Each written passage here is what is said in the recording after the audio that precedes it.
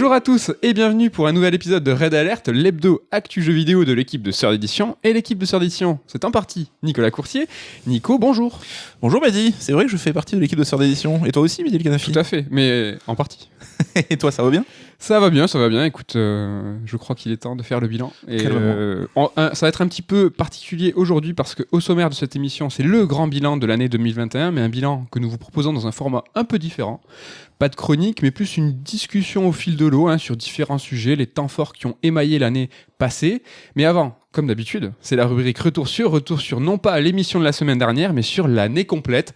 Oh là là là là, ce twist. Le format Red Alert est vieux de plus d'1 an. Et donc c'est pour la première fois, on a couvert 12 mois d'actu jeux vidéo de façon hebdomadaire. Ce numéro, c'est le numéro Red Alert 50. Nico, qu'est-ce que tu as pensé de cette année? Alors, dans quelques semaines, jours, on va vous proposer pour le 1er janvier un strike avec toute la team. On reviendra peut-être sur l'année, nous tous, peut-être même de Sœurs d'édition. En mars prochain, on va vous proposer une FAQ pour l'anniversaire des 7 ans. Et là, ma question plus, Nico, c'est ce format Red Alert, l'hebdo, enfin suivre toutes les semaines l'actu, t'en as pensé quoi? 50 épisodes déjà, bien, ça passe très très vite. On l'avait expliqué au tout début, mais on avait démarré ça pendant le second confinement et c'était une occasion pour nous de se voir parce qu'on était en télétravail et ça nous donnait l'occasion de se voir une fois par semaine et tout. C'est cool. Bon, j'avoue, au début, j'étais un peu, peut-être pas réticent, mais un peu frileux parce que j'ai dit quand même une fois par semaine, suivre l'actu, c'est quand même aussi du taf et tout. C'est un métier, écoute. Mais on fait des livres, en fait. C'est cool parce que ça permet, je trouve, d'être vraiment au cœur de l'actu, en prise directe avec l'actu. Alors sans dire que ça impose, parce que c'est pas une contrainte, mais ça demande quand même de se tenir un peu éveillé, de jouer à pas mal de jeux. Et j'ai trouvé ça plutôt stimulant. Et alors c'est vrai que souvent, moi, je me retrouve genre le dimanche sans idée de chronique et tout, où toi, t'es peut-être un peu plus organisé que moi.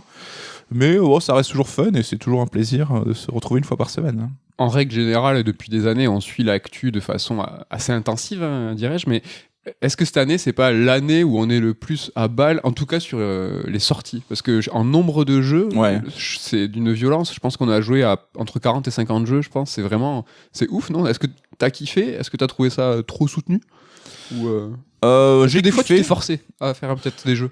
Alors ouais, il y a des fois, mais c'est souvent des petits jeux courts ou quoi. Je citerai pas de nom pour ne pas leur causer de tort, hein, mais c'est vrai que ça nous grignote certainement un peu de temps sur qu'on pourrait allouer ailleurs, hein, tu vois, sur les autres loisirs, etc.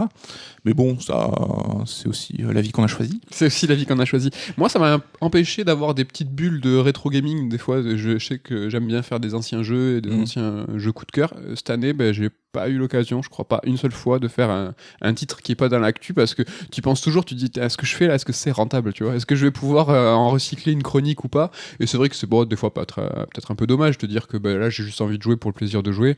Après, c'est quand même 100% du kiff et du plaisir. Nous, on kiffe à faire ça. Ouais, si le jour, si vraiment ça devient une contrainte, je pense que l'un comme l'autre, on n'aura pas envie de continuer, quoi. Exactement. Allez, voilà pour le retour sur de l'année passée complète des Red Alert. On va rentrer dans le cœur de sujet de ce bilan 2021. On va commencer direct. Au final, cette année, elle était comment? En nombre de jeux, en qualité?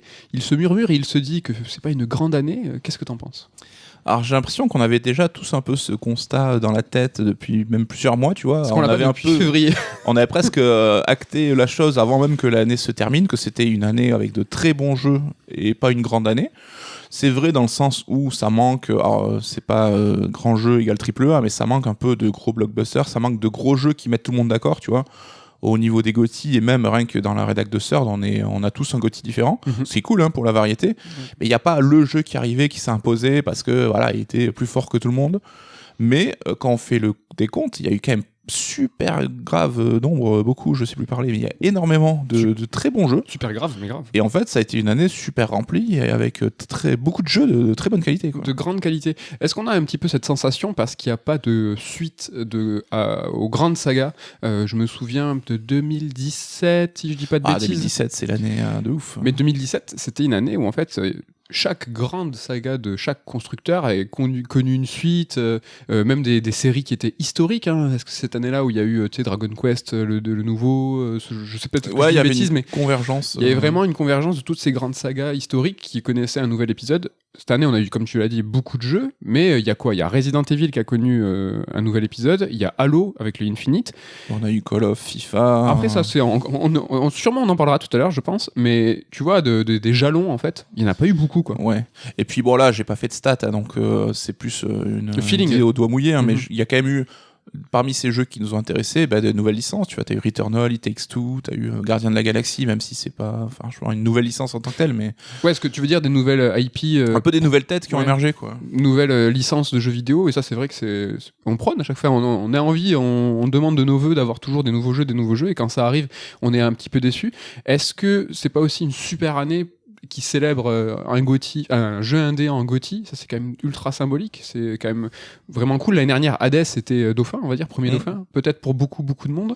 Là, c'est enfin le cas, un jeu indé qui... Alors j'avoue, je me suis pas trop renseigné sur les liens qui unissaient Ezlight à EA sur It Takes Two. Est-ce que c'était juste de la diffusion-distribution? Est-ce qu'il y avait quand même de l'édition? Est-ce que EA a financé le jeu ou pas? J'avoue, je sais pas trop. Alors, pareil, hein, je crois quand même que c'est réellement de l'édition parce que c'est un jeu EA Originals, et ce label, en fait, c'est leur label à eux dont ils éditent ces jeux, je crois.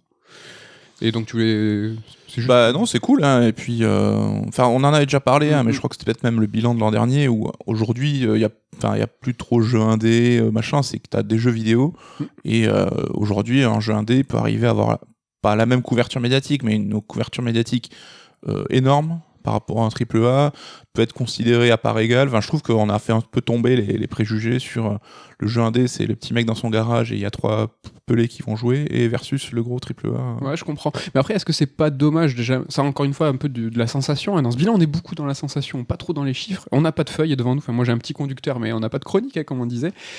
Là, on a un jeu qui a été élu GOTY. C'est un jeu qui est indépendant, en fait, dans cette étiquette-là. Et on entend quand même pas mal de joueurs et de ressentis comme quoi c'est une année qui est faible. Et moi, je mets en relation ça, c'est que c'est une année où il n'y a pas de gros jeux, de gros AAA, de grosses suites. Du coup, on a quand même cette sensation d'année en demi-teinte, alors qu'au réel, en nombre de jeux, ce que je disais au tout début, en nombre de jeux et en qualité, c'est vraiment, alors je suis pas le haut du panier, mais c'était un truc de ouf.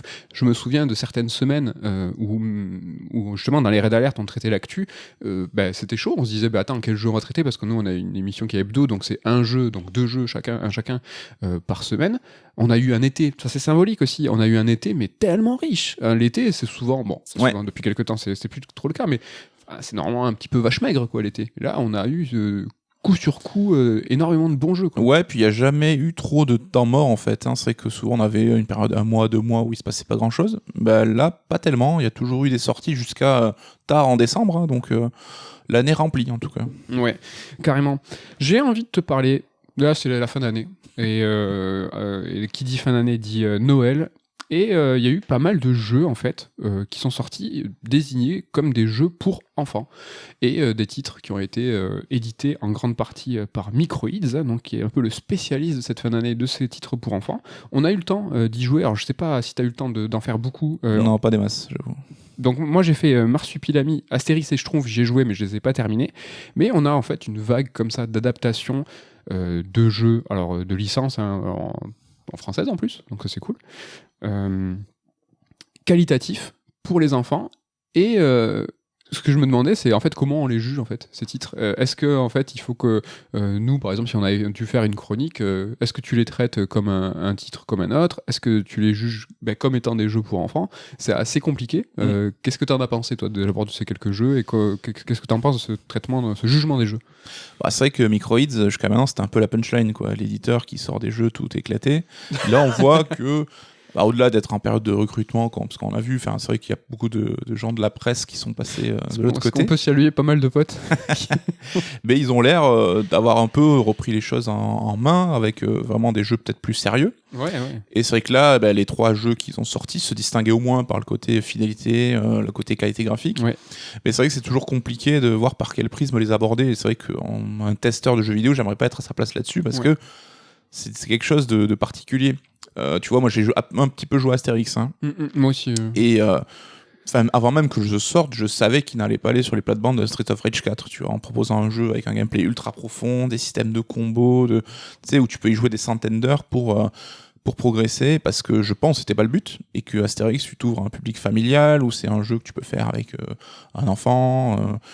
Donc je pense que malgré tout, il faut quand même prendre ça en compte, parce que c'est compliqué, je trouve, de critiquer un jeu pour des ambitions qu'il n'aurait pas, en fait. Après, bon, voilà, c'est aussi la critique de jeu qui trouve ses limites. Hein. Est-ce que tu es un guide d'achat pour dire aux gens quoi faire leur argent? Ça toujours, moi, ce côté un peu limitant, ça m'a jamais trop plu dans la critique. Hein. Idem pour les notes et tout, hein, mais on va pas refaire le débat. Après, ce qui dicte les choses beaucoup, j'imagine, c'est la ligne éditoriale du média, que ce soit papier ou internet. Par exemple, Gamecult qui avait testé, alors c'était quoi les Schtroumpfs, et on fait un bisou à Mike, hein, c'est un auteur CERD en plus, qui avait été assez dur avec les Schtroumpfs, mais si tu te colles à la ligne éditoriale peut-être du magazine Gamecult, en fait, c'est pas pour les enfants, quoi. Si t'es un lecteur de Gamecult, est-ce que c'était vraiment leur cible? Est-ce qu'il aurait fallu même le tester? Je sais pas. En tout cas, moi, question qui se pose. Les Schtroumpfs, moi j'ai trouvé ça très sympa. Alors c'est vrai que c'est très très simpliste. T'as plusieurs Schtroumpfs, mais qui ont tous, tu vois, le même gameplay. Après, voilà, c'est pour les gamins. Et rappelons-nous, quand nous on était peut-être plus jeunes, en fait, quand tu changeais de personnage, ce qui t'intéressait, c'était le skin du perso. En fait, ce qui est important, j'imagine, pour un jeu pour les petits, c'est le plaisir immédiat et surtout, est-ce que le jeu, tu vois, il est buggé, est-ce qu'il est propre, est-ce qu'il est bien fait, est-ce que tu vas avoir un vrai plaisir manette en main pour pouvoir évoluer de façon sereine, quoi. Ouais, mais on dit pas que justement, comme c'est des jeux pour enfants, faut pas être exigeant. Au contraire, on sait que le public des enfants, c'est le plus exigeant possible. Grave. Si ça marche pas tout de suite, ils laissent tomber. Mais c'est vrai qu'ils ont pas forcément la même considération où nous, comme tu dis, à l'époque, on séchait sur 3 mondes en boucle, hein, tu vois, on se posait moins la question de la replay-value, de l'ouverture, parce que on pouvait refaire le jeu 50 fois, mais c'était pas grave, on kiffait quand même, quoi. Je pense que prendre notre exemple à nous, je sais pas si c'est une très bonne chose, parce que nous, les jeux étaient buggés, répétitifs, mal faits, difficiles. C'est pas on était des petits bêta-testeurs, on savait même pas, quoi. Non, on était des petits bêta-testeurs.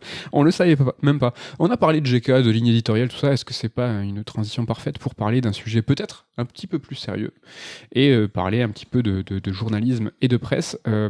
J'ai envie de parler du connu et célèbre aujourd'hui Jason Schreier, journaliste, ex-journaliste Kotaku et aujourd'hui journaliste Bloomberg, donc un média internet spécialisé dans l'économie, et en fait qui est connu pour son immersion dans le milieu du jeu vidéo. C'est le pote d'absolument tous les studios. En tout cas, il a des insiders dans tous les studios. Oui, le pote, je ne sais pas, mais en tout cas, il connaît des gens. En tout cas, j'imagine qu'il doit en avoir des potes. Et en fait, il y a très récemment eu un leak sur le projet Spartacus de Sony. On y reviendra tout à l'heure, je pense, où en fait ce leak est sorti par le biais d'un article construit, fondé sur des témoignages que Jason Schreier a pu récupérer et en fait a parlé de Spartacus, les velléités que Sony avait d'aller sur du pseudo Game Pass. Et en fait, moi, quand je vois, ça fait plusieurs fois qu'on en parle même ensemble, et à chaque fois que je vois un grand journaliste comme ça balancer un leak, je me pose toujours une question, c'est est-ce que c'est vraiment le rôle d'un journaliste de faire leaker les infos, et surtout, est-ce que c'est plus légitime qu'un autre leak? C'est-à-dire que des leaks, par exemple sur les plateformes, les place orders, on appelle ça souvent, c'est que voilà, Amazon ou Rakuten va mettre une fausse date avec un faux prix pour Last of Us 3. Des fois c'est vrai, des fois c'est pas vrai. Ça, c'est des choses, même nous, dans l'édition, des fois nos livres sont référencés avant, l'information est fuite. Ça, c'est une chose. Mais on a eu, cette année, un leak Capcom. Un gros leak. Un gros leak Capcom qui a été en fait engendré par un piratage. Donc ça, c'est très très important parce que c'est un acte malveillant qui a fait en sorte que des informations sortent. Et on a vu un nombre de médias internationaux, français, tout le monde, avoir une prise de position vis-à-vis justement de ce leak malveillant. Parce que c'était du piratage, on le traitait pas. C'était, il y a eu un leak sur Capcom qui révèle, je sais pas, le remake de Resident Evil 4 par exemple, etc. Non, c'est du piratage, on le traite pas. Et là, quand c'est Jason Schreier, légitimité journalistique, Bloomberg, média extrêmement connu et extrêmement sérieux, qui balance un leak sur Sony, moi j'ai du mal à voir la différence. Je vois pas encore, du coup, que ça soit un piratage ou un journaliste qui balance une info qui est censée être cachée, en quoi il y a une différence de traitement qui doit être faite. Est-ce que tu veux réagir déjà sur ça? Après, on va pousser un petit peu. Alors, c'est vrai que je vois une nuance, mais je vois aussi ce que tu veux dire. C'est-à-dire que le leak Capcom, t'avais un côté malveillant dans le sens où le mec a fait du chantage pour demander du pognon, etc. Donc là-dessus, évidemment, ça serait l'encourager un petit peu que de diffuser son message. Mais il a été hors la loi, ce leaker. Mais quand des mecs qui bossent chez Capcom ou autres, qui sont sous contrat de confidentialité, partagent des infos à un journaliste, c'est aussi peut être considéré comme être hors la loi. Donc là-dessus, c'est là où je vois un petit peu le côté, ce que tu veux dire aussi. Mais je suis d'accord avec toi, en fait. Or, tous les deux, on n'est pas journalistes, on n'a pas fait d'études de journalisme, et donc ça serait intéressant. Enfin, on n'est pas là pour dénoncer, mais plus qu'on nous explique, tu vois, qu'un journaliste nous dise, le côté, l'éthique du journalisme, c'est ça, ça et ça. La déontologie. La déontologie, ouais. Donc, c'est ça, c'est en fait. Quel est l'intérêt, quelle est la plus-value pour un journaliste de dénoncer la sortie d'un jeu. Enfin, là, on l'a vu, c'est vrai que pour, par exemple, le Star Wars de Quantique, où en tous les deux, on disait, c'est dommage qu'on n'ait pas eu la surprise. Oui. C'est Gotos, c'est ça qui avait balancé l'info et qui a été repris, qui a bien tourné. Et là-dessus, encore une fois, c'est pas pour dénoncer, c'est plus qu'on pose des questions. Ouais. C'est quelle est la plus-value journalistique de couper l'herbe sous le pied, en fait, d'un studio pour annoncer en amont le jeu. Et surtout, en fait, aujourd'hui, on a vraiment cette tendance à la protection des équipes, la protection des développeurs, même en élan. Côté bienveillant. Un côté bienveillant qui est important, c'est chouette, c'est bien d'avancer là-dessus, mais qui avance sur des étiquettes de les éditeurs, c'est forcément des cons, les constructeurs, c'est encore plus des cons, et donc, je sais pas, enfin, des développeurs, il y en a qui exploitent, il y a des méchants et des gens stupides un petit peu partout. Néanmoins, on est dans cette tendance à la surprotection, à la bienveillance. Néanmoins, faire ce genre d'annonce, ce genre de leak, c'est pas très très bienveillant vis-à-vis des studios, c'est pas très bienveillant vis-à-vis des développeurs, parce que je sais plus, et là hélas j'ai pas la source, mais je me souviens d'une citation d'un développeur qui a dit que quand en fait une information sortait sur la révélation d'un nouveau jeu, c'est comme si tu gâchais l'annonce d'une grossesse en fait. Et c'est exactement pareil. Les gens qui sont derrière, même le projet Spartacus de Sony, c'est pas un jeu, c'est pas une œuvre, mais il y a des créatifs derrière, des gens qui réfléchissent à la programmation de tout ça, et en fait qui voient en fait se mettre leur information, tu vois, au vu de tout le monde de façon non contrôlée, une annonce, mais en fait il y a rien de, tu vois, il y a rien de polémique, c'est pas du social, c'est pas une enquête pour dénoncer du harcèlement ou des trucs comme ça, c'est juste des journalistes qui disent voilà, moi je sais ça, voilà, je le sais en avance, je vous le dis. Et c'est vrai qu'on voit là Jeff Grubb, Tom Anderson, on commence à les voir émerger. Alors ça a toujours existé, ça, donc c'est pas nouveau comme phénomène, même au temps de la presse papier de l'époque, ça a toujours existé. Mais comme tu dis, c'est vrai que à ce qui nous semble, peut-être le journaliste il est dans son rôle pour aller chercher une info qui est cachée, mais qui est une info qui est néfaste, tu vois, pour dénoncer Activision, les conditions de travail, c'est de la merde. Là, évidemment que c'est bénéfique. Le journaliste, il dénonce ça, il met ça sur la place publique pour engendrer un débat et faire changer les choses. Après, c'est pour juste dire, j'ai un pote en studio, il m'a dit que tel jeu sortait, je vous le dis avant que ça soit annoncé. Enfin, tu vois, nous, à une échelle infiniment réduite, on prépare des annonces, on fait des visuels, on attend. Le côté aussi, on a une excitation de voir comment les gens vont réagir. Et tu peux avoir une frustration si l'info passe à côté, parce que c'est vrai qu'on dit le marketing, les éditeurs, tout ça, c'est vrai que ça n'a pas tellement respecté, parce qu'on dit, comme tu dis, c'est un peu les méchants. Mais tu as aussi des devs qui bossent sur un projet pendant 2-3 ans et qui sont très impatients de l'annoncer à la face du monde, de pouvoir avec fierté dire je bosse sur ce jeu. Et souvent, on peut leur couper l'herbe sous le pied, quoi. Ça peut un peu gâcher la fête. Tant qu'on est sur les sujets un petit peu chauds, un petit peu polémiques, j'ai envie de te lancer sur les NFT. Voilà. Alors, on va pas se risquer à expliquer ce qu'est les NFT, les récentes annonces de Ubisoft qui met les deux pieds dedans, le principe, etc., etc. Moi, j'ai juste envie de parler de ça, des NFT, pour dire que, en fait, j'ai du mal à y voir un avenir proche dans le jeu vidéo, tout simplement parce que c'est pas clair. Parce que je pense que personne comprend bien ce que c'est. Alors évidemment, là, tous les deux, on pourrait vous donner notre définition qui, je pense, serait sensiblement la bonne. Ce que je dis, c'est que je parle du grand public, les darons.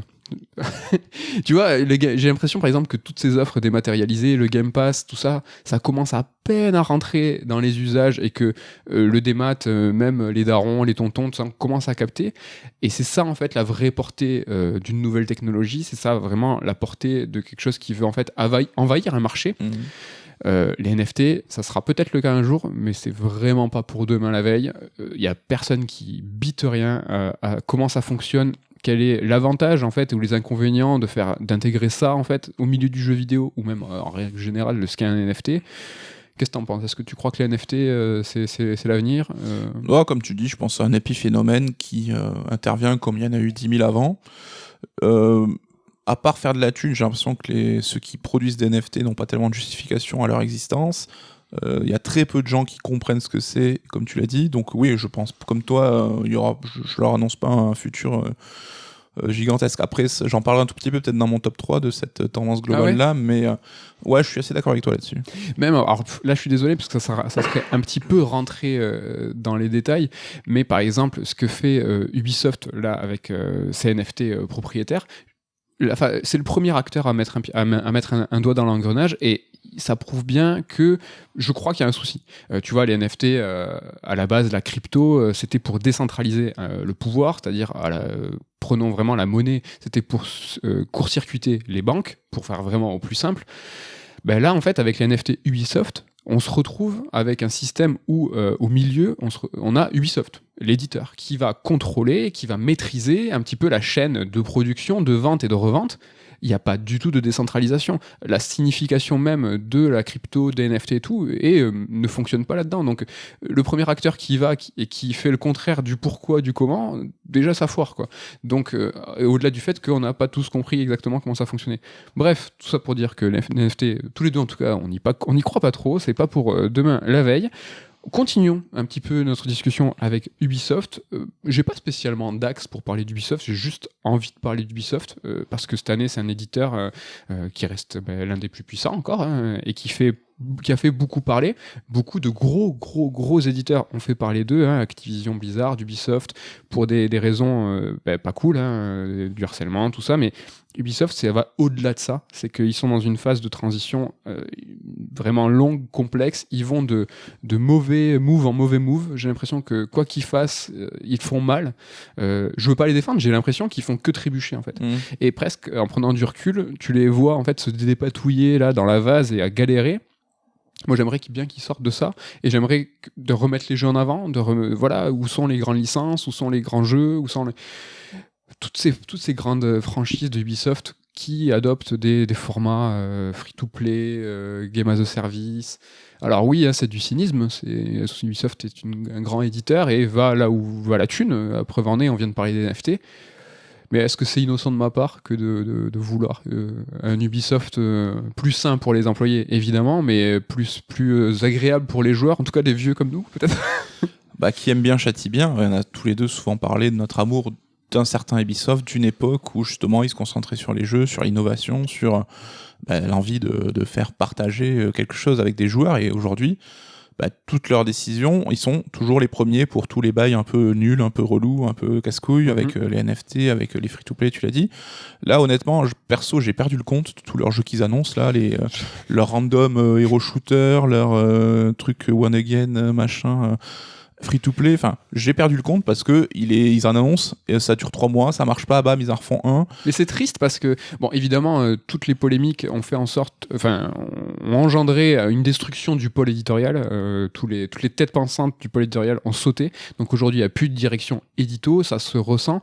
Mais même à l'époque de Ascoet et tout, les jeux qui ont été décidés il y a quelques années émergent aujourd'hui, mais moi Ubisoft, j'ai l'impression qu'ils sont à la ramasse, quoi. Aujourd'hui ils arrivent, font voilà un nouveau hero shooter. Non, mais merci Ubisoft, c'est trop tard. Ils arrivent souvent après la guerre, ils sont souvent précurseurs sur les trucs comme les NFT, les trucs vraiment ils sont aux deux extrêmes, quoi. Et c'est où ils sont trop en avance, sur les jeux ils font que courir après la hype, hein. On en avait déjà parlé avec les jeux à jouer, le Starfield, non, je sais pas comment il s'appelait, les jeux joués, ouais, avec le petit Fox, là, avec Nintendo.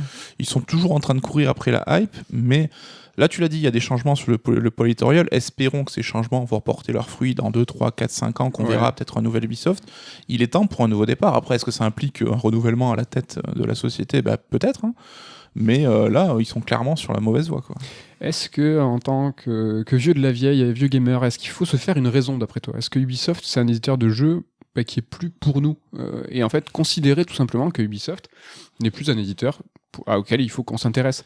Tu vois, comme on le fait ici, tu vois, dans les raids d'alerte, on ne traite que des jeux qu'on aime, et c'est qu'une partie de l'industrie, et c'est même qu'une partie infime du prisme du jeu vidéo. On a un angle mort qui est énorme dans les raids d'alerte, même dans les livres CERD et tout, c'est vraiment finalement ultra spécifique, tu vois.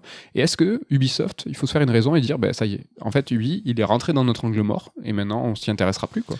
Je pense que c'est le cas depuis un peu 8-10 ans, hein. Mais après faut pas non plus être définitif, tu vois. On sait que EA avait une sorte d'épiphanie à une époque avec Dead Space, Mirror's Edge, ça a duré qu'un temps, mais bon, on n'est jamais à l'abri d'un retour Tu parles de, en grâce. de 2008, là. 2008. Mais c'est vrai que les gros studios, enfin voilà quoi, Activision, et tous leurs jeux, maintenant tous leurs studios sont sur Call of Duty, ça nous intéresse pas forcément.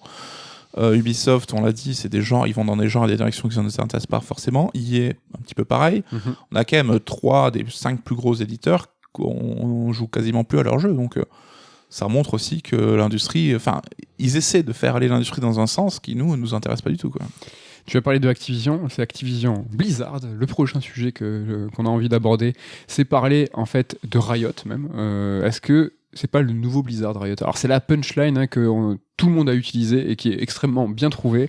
C'était à la base peut-être même une chronique, mais est-ce qu'il y a vraiment à dire au-delà? Et en fait, ce qui est intéressant, et nous, ce qu'on vous partageait, c'est que notre vision du truc, c'est notre vision de consoleux japonisant.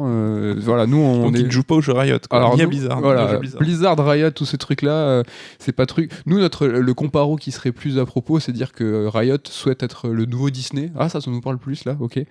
Mais en gros, voilà, Riot a développé autour de League of Legends plusieurs appendices sur des médias différents. Donc il y a la série Arcane que j'ai commencé à regarder, que j'ai trouvé extrêmement qualitatif. Et ce matin même, Damien nous a raconté qu'il avait fini la série hier soir et qu'il avait trouvé ça génial. Il a balancé sa carte blanche en disant les gars, faut vraiment mater ça, c'est exceptionnel. Et tous les deux, que ce soit Damien ou moi, quand on a regardé la série, on savait même pas que les 2 personnages principaux c'était des personnages, des héroïnes très importants du lore de LoL, pardon. Il y a aussi le jeu Ruined King, donc qui est développé par le studio de Jomad, qui est. Alors je l'ai commencé, je l'ai évidemment pas fini. Je l'ai trouvé très très cool. Alors comment s'appelait le Blizzard non. Battle Chaser. Battle Chaser. J'ai trouvé ça. C'est un skin en fait, d'après ce que j'ai compris. Ouais, c'est un peu un skin. Donc ça a ce côté JRPG occidentaux, mais avec tu sais tout ce qui est un petit peu désagréable dans les jeux plus CRPG, c'est-à-dire que tu vas avoir des gros cartons avec l'explication de tout ce que tu fais. T'as un manque en fait de fluidité d'épure. T'as beaucoup. J'ai l'impression que t'as un peu du Diablo-like, enfin du Diablo dans les menus, quoi. C'est très très riche, très très dense, alors que voilà, dans un mood JRPG, t'as plus envie d'aller de l'avant, quelque chose de clair. Ça m'a un petit peu dérangé. Et la troisième en fait extraction en fait de LoL, hein, c'est le Project L, donc qui est un futur jeu de baston fait par Riot. Alors encore une fois, hein, tu te dis putain mais ils ont touché à tout. Mais bon, à chaque fois ils vont chercher quand même des gens très spécifiques. Et ce Project L, en fait, il est développé par Tom Cannon, hein, qui n'est pas Joe Le Clodo. C'est quand même le fondateur de l'Evo et il a plus ou moins inventé le rollback netcode. Donc niveau jeu de baston, il se place plutôt pas mal. On a pu voir il y a très récemment quelques trailers, quelques vidéos de ce Project L, donc jeu de baston. Ah, ça sent très bon, quoi. Ça a l'air hyper beau. Qu'est-ce que toi, Nico, t'en penses de ce désir de Riot d'être un mastodon qui va toucher au-delà du jeu vidéo, qui va chercher tous les genres du jeu vidéo, mais qui va chercher aussi du transmédia, de la série, quand le film LOL, hein, de toute façon, ça va peut-être arriver. Comment tu le vois, toi? Comment tu le sens? Alors, la nature a peur du vide. T'as vu, je commence toujours mes réponses par une citation toute éclatée. Et donc, depuis que l'homme est homme, j'ai hâte. Dès qu'un mastodonte perd un peu sa place, quelqu'un essaie de lui piquer la couronne, évidemment. Donc, alors, autant Riot et Blizzard, on pourrait dire qu'ils ont des points communs sur la gestion des équipes, où ça s'est vraiment pas bien passé et tout. Mais Blizzard avait quand même cette réputation de studio qui construit son univers, qui fignole ses jeux, et qui avait vraiment développé une fanbase autour de ces mondes, de ces personnages, de ces univers, et qui savait les décliner de manière assez réussie, quoi. Ouais. Et on voit que Blizzard aujourd'hui, ça fait même quelques années que ça devient plus que l'ombre de lui-même et qu'ils sont en train de perdre cette. Déjà, les joueurs, ils avaient perdu un petit peu cette aura et maintenant on se rend compte que publiquement, là, ils sont en train de tout perdre avec les scandales qui éclatent. Ouais. Et donc, il y a une place à prendre. Et c'est vrai que LoL, j'ai l'impression qu'ils suivent les traces de Blizzard. Avec des univers chiadés, donc Riot c'est League of Legends qui cartonne, qui est un jeu phénomène. Et du coup, ils ont envie d'aller creuser ailleurs, d'aller faire fructifier ce monde-là. Est-ce que toi, ça t'attire? Est-ce que ces projets-là, est-ce que Arcane, Project L, le jeu de baston, le Ruined King, c'est dur à dire, Ruined King, est-ce que ça te branche? Est-ce que tu vois ils ont un désir, une volonté d'ouvrir le prisme de leurs joueurs, des gens qui connaissent tout simplement l'univers de LoL. Est-ce que ça fonctionne sur toi? Parce que moi et Damien, tu vois, ils nous ont eu déjà par le biais d'Arcane. Toi, ça y est, ils ont le crochet ou pas? Alors je pense à la diversification, on est clairement les cibles, nous, parce que l'e-sport, c'est pas du tout notre délire, donc cette niche-là, ils l'ont. Et ils vont aller sur des genres plus console, plus accessibles, plus sexy, et donc on voit que déjà, nous, on est réceptifs à la communication là-dessus. Et c'est vrai qu'un Rune Kings ou la série Arcane, ça me branche. La série Arcane, j'ai prévu de la mater, donc c'est la première, tu sais, c'est un peu tu mets le pied dans la porte, et ça peut éventuellement, de fil en aiguille, te conduire à LoL, et peut-être que dans 5 ans, on mettra des compètes e-sport sur Twitch, quoi. Est-ce qu'on peut dire qu'ils ont déjà gagné? Franchement, s'ils nous ont à nous, en tout cas, il y a la moitié du chemin, quoi. Ouais, mais tu vois, il y a Level 5 aussi qui avait réussi un truc comme ça en 4 ans, qui était devenu le nouveau Golden Boy de l'industrie et qui au final a pas su pérenniser derrière, même si ça reste un gros éditeur à succès, hein, mais qui a un petit peu trébuché au bout d'un moment, quoi. Le trébuché, exactement. Et si tu me permets, c'est un peu, je crois que c'est Cygame qui a développé Grand Blue Fantasy, avec là, ils sont en train de développer un JRPG console. Ceux qui ont volé Microsoft. Il y a eu le jeu de baston, il y a eu le jeu de baston avec Arc System Works dessus, donc là, ils sont aussi dans la même démarche. Et à la base, c'était un jeu mobile aussi, pareil, qui était super, qui fonctionnait grave. Et là aussi, essayer un peu d'ouvrir ton prisme pour toucher d'autres types de publics, quoi. Ouais, mais ça a moins pris, je pense, pour le vrai grand public. Est-ce que peut-être qu'au Japon, ça a vraiment pris parce qu'il y a eu l'animé qui a vraiment cartonné. T'as parlé du jeu de baston, moi que j'ai essayé, qui était mortel, et Arc System, de toute façon, tout ce qui touche les Pharrell Williams de la baston, quoi, ça devient de l'or. J'ai quand même l'impression, la sensation que là, c'est pas le même, ça boxe pas dans la même catégorie, quoi. Après, de notre point de vue, ça reste du core Jap, hein, donc Oui. En Europe et en Occident, c'est déjà peut-être plus une niche de base, hein. Mais j'ai l'impression que ils sont dans la même démarche, quoi. Oui, exactement, la même démarche. Et c'est marrant parce que ces champions, tu vois, du jeu mobile, du jeu e-sport, c'est eux qui sont un peu en avance de l'industrie, parce que c'est là où se va l'industrie, c'est là où c'est un peu la nouveauté.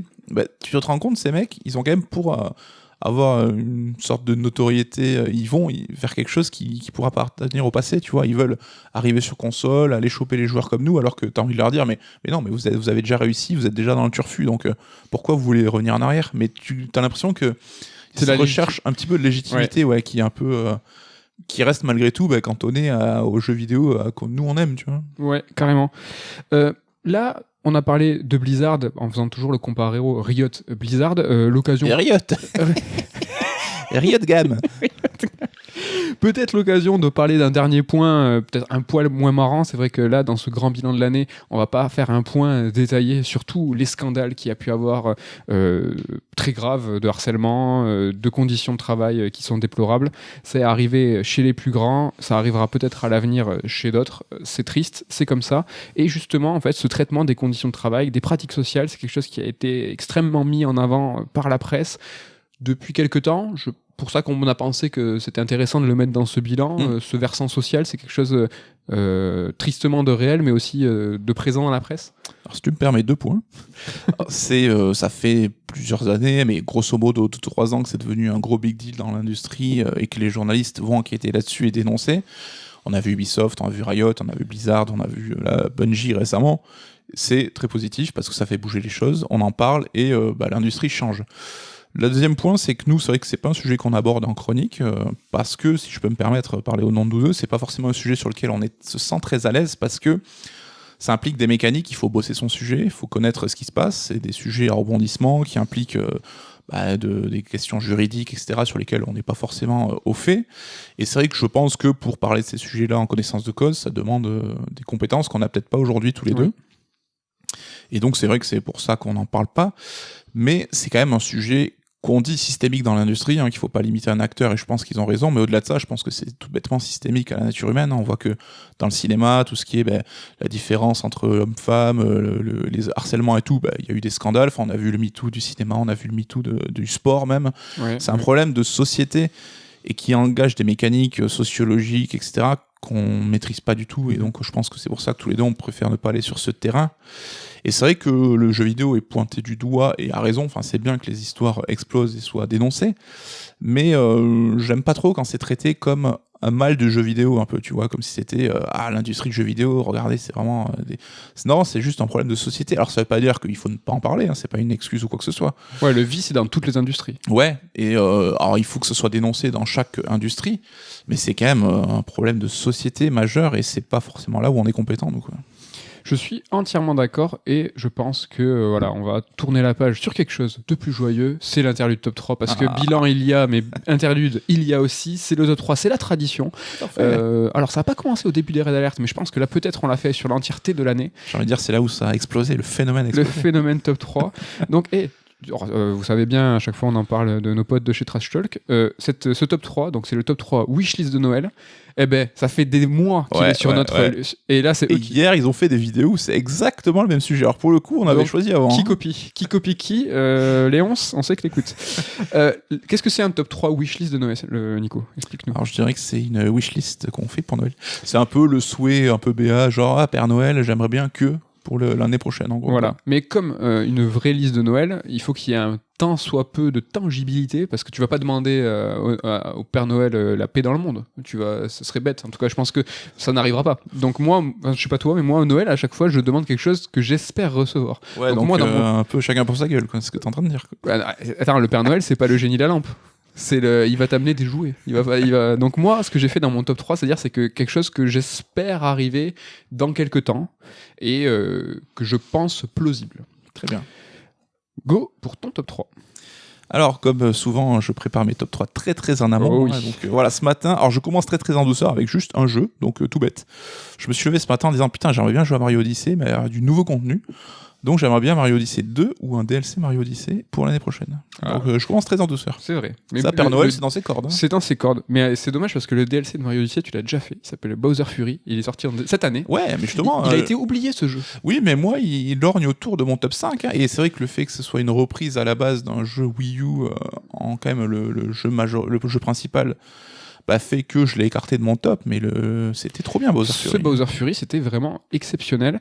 Je t'afficherai pas en disant que tu pourrais faire le 100% d'Odyssey, ça te permettrait de voir beaucoup plus de Mario Odyssey. Parce que c'est un peu un scandale. Quand même. Aucun intérêt, j'ai débloqué 500 étoiles, j'ai vu tous les niveaux, j'ai pas envie de me faire chier à creuser.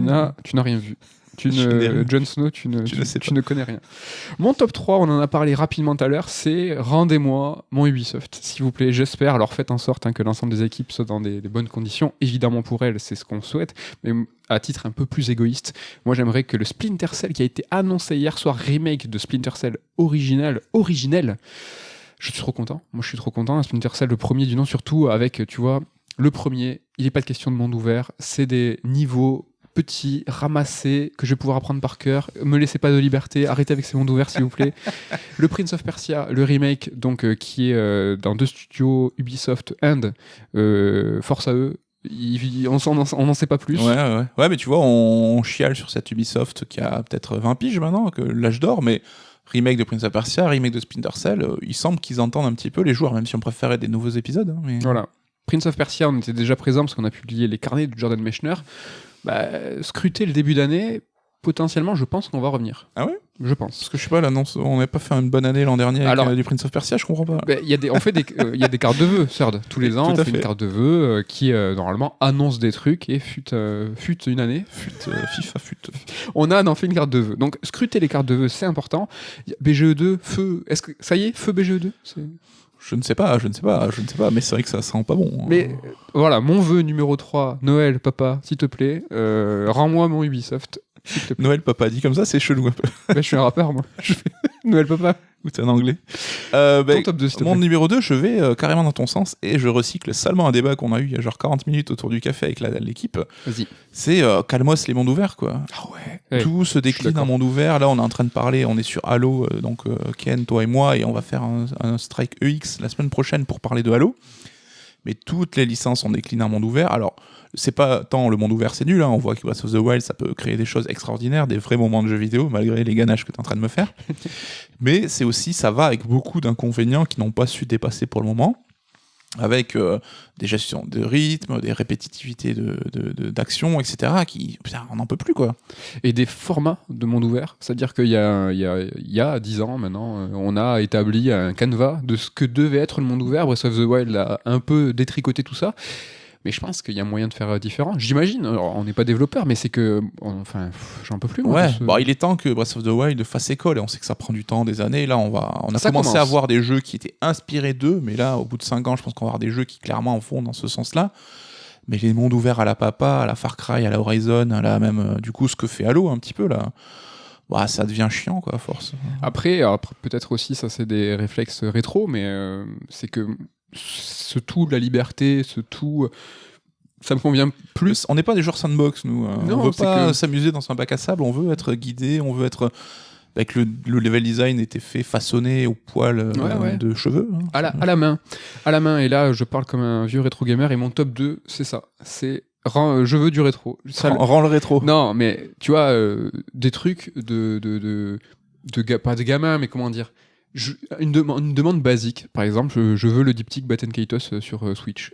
C'est pas gamin que je veux dire, je veux un truc. Madeleine Proust, tu veux renouer avec ton toit d'il y a des années. C'est ça. Je veux que le projet Spartacus, donc le Game Pass Sony, je veux que le troisième stade du Spartacus, où il va y avoir des jeux PS1, qui est, rappelez-vous, sur le PSN de l'époque, tu sais, les PS1 classiques. Mais là, donnez tout. Mettez Xenogears. Mais t'enflamme pas, tu sais que ça sera pas le cas. Regarde Nintendo, à chaque fois on dit console virtuelle, ils font que recycler à chaque fois les 40 mêmes jeux qui tournent en boucle. Oui, mais c'est Nintendo. Pour le coup, là, j'espère que Sony va faire différent. Je suis très content de l'annonce de Splinter Cell. Xenogears, moi, donnez-moi Xenogears. J'ai jamais fait Xenogears, je veux Xenogears. Chrono Cross, on a appris qu'il revenait. Trop bien. Dead Space, le remake, mais moi, je suis aux anges. Tu vois, c'est... En fait, tout à l'heure, je me suis mal exprimé, je trouvais pas mes mots, c'est pas gamin que je voulais dire, c'était peut-être des demandes futiles et pas des volontés artistiques. Tu vois, on serait en droit, normalement, de dire, mais non, donnez-nous des nouvelles IP, donnez-nous des nouvelles expériences, de la nouveauté, des propositions artistiques, évidemment. Oui, mais tu veux pas que c'est mieux avant, c'est juste que tu veux ça en plus. Voilà. Moi, tous ces grands jeux qui vont pousser l'industrie vers l'avant, je les soutiendrai toujours, mais oui, j'ai des envies un peu plaisir coupable. Moi, je suis très content qu'il y ait Dead Space qui revienne, je suis très content que Splinter Cell 1 revienne, j'ai de la nostalgie, et voilà. Et c'est le Père Noël, donc je suis un enfant. Tu peux demander ce que tu veux, mais je pense que c'est un vrai enjeu, et on en parlera de plus en plus, mais aujourd'hui, ça a été le cas pendant un moment, on a accepté qu'à chaque changement de console, on met tout au placard, on laisse tomber les jeux qu'on avait, on passe à la suite, et on voit qu'aujourd'hui, il y a une vraie envie de pouvoir posséder ou rejouer à des vieux jeux et que c'est pas qu'on est sur une nouvelle machine qu'on doit dire adieu à tout notre héritage, notre patrimoine vidéoludique. Mais même que tous ces vieux jeux, tout ce patrimoine en fait prennent une nouvelle dimension. Il y a West Side Story qui est sorti par Spielberg, donc pas remake forcément du film, mais du show de Broadway. Moi, j'ai hâte que ça arrive dans le jeu vidéo et que Fumito Ueda fasse un remake de MGS 1. Et tu vois qu'il y a une vraie, dimension artistique en disant, sans tu vois, volonté vraiment commerciale en disant du remake, parce que dans le cinéma aussi il y a beaucoup de remakes sales et condamnés et condamnables, mais dans le jeu vidéo moi je veux des remakes, tu vois, artistiques, en disant non mais ça c'était les 20 ans de Ico là. Il y a eu une tribune en fait avec Suda, avec plein de grands noms, Neil Druckmann, et en fait comme dans le cinéma, moi j'aimerais que ces mecs-là, ils disent, voilà, je vais prendre ça à bras le corps, et puis je vais, au-delà de rendre hommage, je vais revisiter mes jeux de mon enfance, et je vais le remettre sur le devant de la scène avec une vraie revisite. C'est vrai que ça n'existe pas dans le jeu vidéo, ça. Attends, mais... À part tel de Silent Hill de Sam Barlow, mais bon, qui n'était pas encore une personnalité non plus. Oui, mais c'est une vraie relecture, et moi j'ai hâte. Là, on fera top 3 des feats comme ça, tu vois. Après, West Side Story est en train de se planter au box-office, a priori, parce que c'est pas, je pense, ce côté, cette légèreté, cette bonne humeur, c'est pas, enfin, bonne humeur, l'histoire est pas très très bonne humeur, mais cet entrain, en tout cas, dans les chansons et tout, c'est pas ce que l'époque, je pense, demandait. Et est-ce que c'est pas pareil pour les jeux aussi ? Est-ce qu'un Ico aujourd'hui serait pertinent ? Je ne sais pas. Non, mais ce que je veux dire, c'est que les créateurs qui vieillissent, tu vois, regardent en arrière et vont adapter leur création en conséquence. Spielberg qui a fait Ready Player One, tu vois, le film vraiment geek, mais sur sa personnalité geek, où il assume. Là, il fait West Side Story, quelque chose qui a bercé son enfance. Son prochain film, c'est un western. C'est une trilogie nostalgique, c'est une trilogie de ce qu'il a construit et façonné en tant que réalisateur. Et aujourd'hui, les créateurs de jeux vidéo prennent de l'âge aussi. Et voilà, moi, j'aimerais qu'il y ait des projets de cœur comme ça où ils disent voilà, je vais regarder dans le passé, qu'est-ce qui m'a façonné, tiens, je vais reprendre ce genre, je vais le remettre au goût du jour. Mais la question de l'âge que tu soulèves, je pense, c'est très intéressante et c'est un peu le cœur du problème, c'est que il n'y a pas beaucoup de vieux créateurs de jeux vidéo encore actifs. Et c'est vrai que là, tu vois, les gens, les cinéphiles, les experts cinéma parlent d'un Spielberg qui serait sur un peu l'automne de sa filmographie, tu vois, en termes de, voilà, c'est un peu le moment où tu te poses des questions sur ton héritage, sur, voilà, ta place dans l'industrie, etc. Et dans le jeu vidéo, des mecs comme ça, il n'y en a pas beaucoup. Alors, tu vois, il y a Kojima qui reste, bon, il n'est pas vieux non plus, hein, mais c'est un des mecs qui commence à avoir beaucoup d'années au compteur, mais lui, il est plutôt encore dans le côté nouveauté, vas-y, vivifiant. Au contraire, il est presque une nouvelle jeunesse, là. Après, tu vois, t'as des mecs comme Molineux, mais qui sont maintenant réduits à faire des jeux mobiles NFT. Il est à la pointe, Peter. Il est à la pointe, on l'adore, Peter. Il est à la pointe, mais il n'a pas les moyens. Voilà, il n'a pas les moyens pour ça. Mais après, ce qui est dans le jeu vidéo, et je crois, on l'a souvent répété, c'est que c'est rare les vieux game designers qui sont pertinents. Ouais. Sakaguchi, monsieur Sakaguchi, lui, a fait un excellent jeu. C'est le bilan de cette année. A fait Fantasian, un excellent JRPG qui a pris à bras le corps son support qui était le mobile, qui est incroyable, je vous le conseille. Mais il reste dans son domaine. Oui, il reste dans son domaine. Yu Suzuki, c'est plus compliqué. Alors nous, on a kiffé Shenmue 3, mais Yu Suzuki, aujourd'hui, il est plus du tout en phase avec l'industrie du jeu vidéo, quoi, clairement. Il y a moyen, je crois, de faire une belle chronique sur ça, peut-être, à la rentrée. Et je crois que c'est l'heure de ton top 1. Ah oui, c'est vrai, c'est ton top 3. Mon top 1, oui, ça rejoint les débats qu'on a commencé à avoir, c'est que s'il vous plaît, l'industrie, arrêtez de réfléchir en termes de business, les NFT, les game as service, le loot, les machins.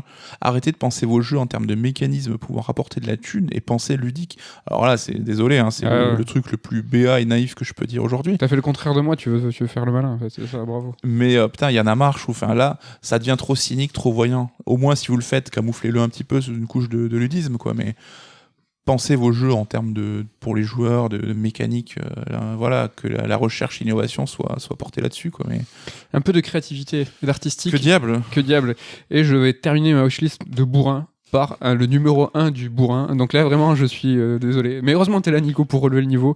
Moi, ce que je veux pour Noël, j'aimerais bien, pour la fin d'année prochaine, peut-être un petit trailer de FF7 Remake 2. Mais non, mais... C'est bien, t'es pas gourmand, tu demandes pas le jeu en tout cas. Non, mais je suis pas... Je veux que ça arrive, en fait. Donc, juste un petit trailer, savoir où ça en est. Est-ce que la part 2 va arriver de FF7 Remake qui, vous l'aurez entendu, s'appellera Réunion. C'est vrai que c'est sûr, les gars. Non, peut-être pas le part 2, peut-être la part 3 Réunion. Mais bon, ça arrivera. Voilà, je suis pas gourmand. Je vais à l'opposé de l'artistique. Moi, je veux un trailer. Donnez-moi du marketing, s'il vous plaît. Vive le market. Ça défonce. Voilà pour le top 3, wishlist de Noël. Balancez-nous votre top 3. Qu'est-ce que vous voulez à Noël, papa? Alors, avec quoi on enchaîne? Parce que j'avais pas la bonne feuille, évidemment. Est-ce qu'on va pas tout simplement parler de jeux vidéo? Comment le jeu vidéo, on le consomme en 2021? On a en fait une inertie, un mouvement qui a continué, du dématérialisé, qui avance, qui grappille du terrain petit à petit. Est-ce que, en tout cas, tous les deux, je pense qu'on peut le dire, la transition a été faite. Je suis personnellement sur du 100% des maths. Moi, ça fait 2 ans là, je crois que je n'ai rien acheté en physique. Mais c'est marrant parce qu'on s'est pris la main dans l'engrenage, mais sans même s'en rendre compte en fait. C'était même pas un choix conscient, ça a été une évolution super naturelle et je pense que sans dire qu'on était réticents, mais tous les deux on était quand même attachés aux jeux physiques, aux boîtes, etc. Et aujourd'hui, j'y vois que des avantages au démat. Alors il y a le prérequis évidemment, c'est d'avoir une bonne connexion internet, hein, on est tous les deux fibrés et tout maintenant. Mais je ne vois que des avantages parce que j'en peux plus d'empiler des boîtiers de plastoc dans une étagère que je dois trimballer en déménagement alors que on sait que les boîtes de jeux aujourd'hui ça n'a aucun intérêt, il n'y a pas de livret, il n'y a pas de jolis trucs dedans et tout. Et là, j'ai ma bibliothèque numérique, pack. Si j'ai envie de jouer à un jeu, je le télécharge. Je finis un jeu, je le désinstalle. Même avec des disques durs limités, tu vois, je me dis pas, je vais acheter la carte 2 Tera et tout, parce que j'ai un roulement très actif, quoi. Il y a eu le petit passage qui est hélas pas terminé, mais passage Covid, qui a, je pense, un peu accéléré les choses. Est-ce que ce passage de génération, en tout cas pour la PS5 et la série X, n'était pas en fait la confirmation que ça y est, c'est fait? On a tous un compte Sony, Microsoft et Nintendo qui va nous suivre, ce qui n'était pas le cas avant. Il y avait toujours, ça joue, hein. Il y avait toujours un reboot du PSN ou de ton eShop. Tout ce que tu avais acheté avait disparu dans les limbes du commerce. Là, non. On est passé de la PS4 à la PS5 avec à base de flash code et tout machin, tout se télécharger sur ta PS5, tes préférences, ta bibliothèque, c'était vraiment trop bien fait et moi j'ai trouvé ça extrêmement facile.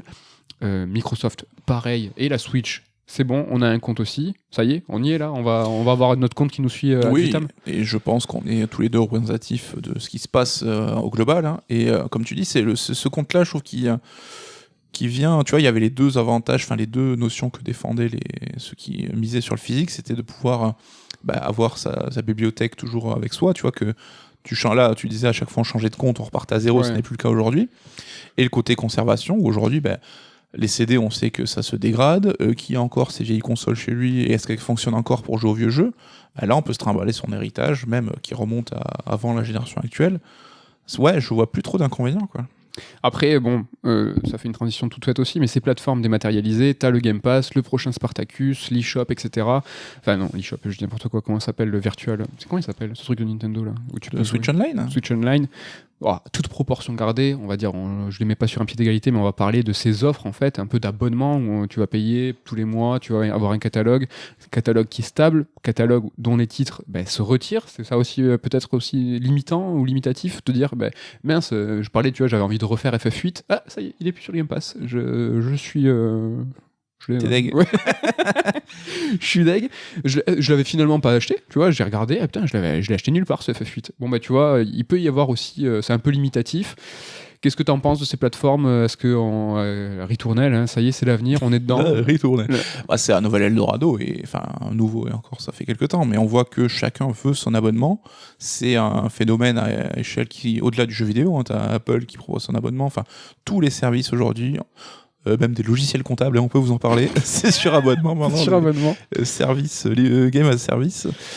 Mais ouais, parce que les rentrées d'argent régulières, c'est ça qui fait le nerf de la guerre aujourd'hui. Tu préfères avoir un tiens, vaut mieux que deux, tu l'auras. Ouais, il faut commencer chaque intervention et les terminer par un beau dicton. On a parlé des plateformes, faisons un point constructeur, tout simplement. Hors vente, est-ce que tu as l'impression qu'il y a un constructeur qui s'est démarqué cette année? Donc vraiment, je te parle hors vente, parce que sinon, on pourrait dire Nintendo a gagné.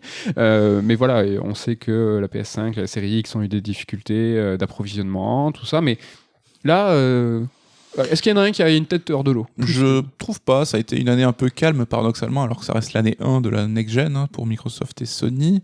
Il y en a pas un, je trouve, qui s'est plus démarqué que les autres, à mon sens. Même si, tu vois, si je dois dire, je pense, mon constructeur ou éditeur de l'année, je partirais sur Microsoft, parce que pour moi, ça a été la révélation Game Pass, tu vois, vraiment, où cette année, j'ai beaucoup joué au Game Pass, et qui m'a apporté, comme on en a déjà parlé, les blockbusters, mais aussi le moyen de faire des découvertes.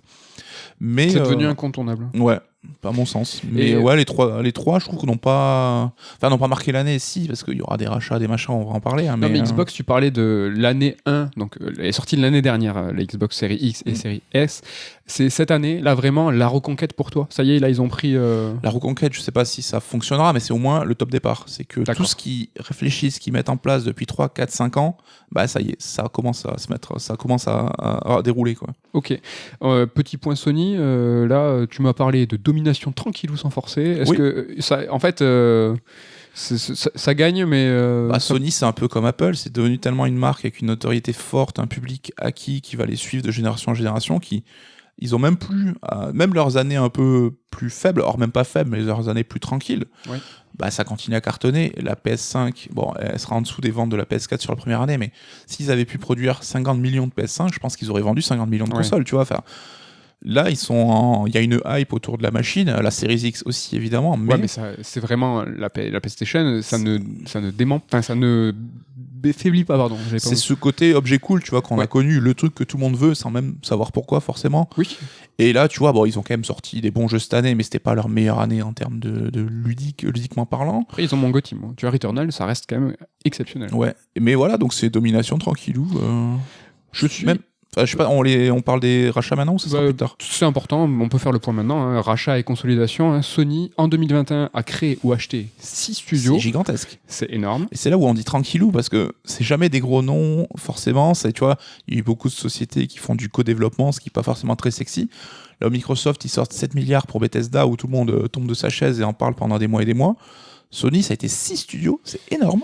Oui. Enfin, qu'ils ont créé ou acheté. Ouais. Mais on n'en a pas trop parlé parce que ça nous. Voilà, c'était des trucs un peu méconnus. Oui, c'est des studios support spécialisés dans les portages PC ou dans la technique. Enfin, quand Microsoft achète Bethesda, c'était cette année. C'était un tout début d'année? Ah putain, je croyais que c'était l'an dernier. C'était l'an dernier. Ah, peut-être j'ai une connerie. Non, je sais pas. Moi non plus, je sais pas. On ne garantit absolument pas cette information. Ce que je veux dire, c'est que quand ils rachètent Bethesda, c'est un move qui comprend aussi plusieurs studios. Et c'est un constructeur qui achète un éditeur, c'est gigantesque. C'est vraiment pas à négliger. Oui, ce que je dis, c'est que ça veut pas dire que c'est moins pertinent. Ouais. S'il faut, c'est des moves super et qui vont leur valoir une domination sans partage. Tu recherches la date ? Ouais. Tu veux que je meuble ? Si tu veux, je meuble. S'il te plaît. Parce que moi, j'allais parler de la Switch, donc avant de parler de la Switch, j'aimerais bien qu'on termine sur PlayStation et Xbox. Donc, tu as la date ? J'ai meublé comme je pouvais. L'annonce du rachat, c'était septembre 2020, Ah. donc l'an dernier, mais le rachat est effectif depuis cette année. Ah, ça compte. Donc c'est finalement un petit bilan. Concernant la Switch, hein, j'ai absolument rien contre Nintendo, vous le savez, mais c'est plus que il n'y a pas de constructeur qui émerge. Je trouve que la Switch et Nintendo cette année est en retrait en fait. Et tout simplement, si tu regardes les Game Awards, alors c'est représentatif de rien du tout. C'est moi qui C'est choisis. une tendance. C'est moi qui choisis ce pivot, ce jalon, en disant regardons les Game Awards, qu'est-ce que ça va refléter. Tu regardes les Game Awards, il n'y a pas un jeu Switch, ou peut-être, mais je m'en souviens même pas. Metroid Dread, c'est tout, je crois. Non, mais ça, tu parles dans les nommés, les vainqueurs. Je te parle, moi, dans les annonces. La cérémonie, les annonces. Tu vois, l'avenir, qu'est-ce que montrent les Game Awards du futur du jeu vidéo ? C'est pas de jeu Switch, pas de jeu Nintendo. Évidemment, on court tous après la next-gen qui a un an. Il faut arrêter de dire next-gen, mais comme elle n'est pas pleinement effective, on court encore après. Mais la Switch, c'est juste qu'elle est vraiment dans son rail, à côté. On n'en parle pas, mais Ouais. ça reste quand même l'industrie. Donc, quand sur les Game Awards en entier, on fait pas de mention Nintendo et qu'on est content parce qu'on voit Reggie Fils-Aimé mais qu'il ne travaille plus pour Nintendo. Nintendo cultive sa singularité depuis un moment, mais c'est vrai qu'ils ont maintenant, ils sont passés en mode où ils communiquent peu et chaque fois pour du très court terme. Donc là, à part Breath of the Wild 2, je sais pas, et le Kirby Lost of Us, il n'y a pas non plus, tu vois, tu me dis c'est quoi qui t'excite sur Switch à venir, je vais pas te citer 50 jeux. Mais c'est vrai que cette année, j'ai très peu joué à la Switch au final, je me rends compte. Et ça fait un moment que j'ai l'envie d'une chronique justement sur les jeux Nintendo. Tu vas parler de la Switch, pas en termes de vente parce que le succès est indéniable, mais plus est-ce que la Switch a tant de grands jeux Nintendo que ça, de bons jeux Nintendo ?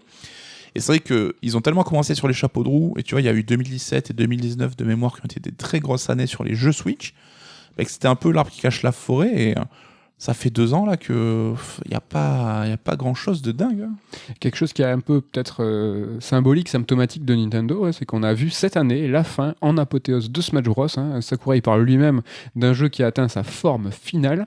Est-ce qu'on est face à une vraie problématique pour Nintendo et ses licences ? Est-ce qu'ils sont face à un mur ? Est-ce qu'ils ont la nécessité de se renouveler ? Est-ce que là, ils sont pas... On disait Sony, la force tranquille, je crois que Nintendo, ils sont encore plus tranquilles, quoi. C'est qu'ils roulent sur... Ouais, mais on est moins dans le côté force, je trouve. Tu vois, c'est que Nintendo, ils ont ils s'imposent Ouais, mais ils ont une sorte de problème de riche, c'est-à-dire que ils ont tellement poussé le concept de certaines de leurs licences à un niveau ludique assez haut, tu vois, qui est comment rebondir derrière. Et on s'était posé, tu vois, ils ont su faire admirablement la transition entre 2D et 3D, ça leur a ouvert tout un nouveau pan ludique. Et souvent Nintendo dit on fait pas de nouvel épisode de cette licence parce qu'on n'a pas de nouvelles idées, et c'est quelque chose qui guide un petit peu leur développement.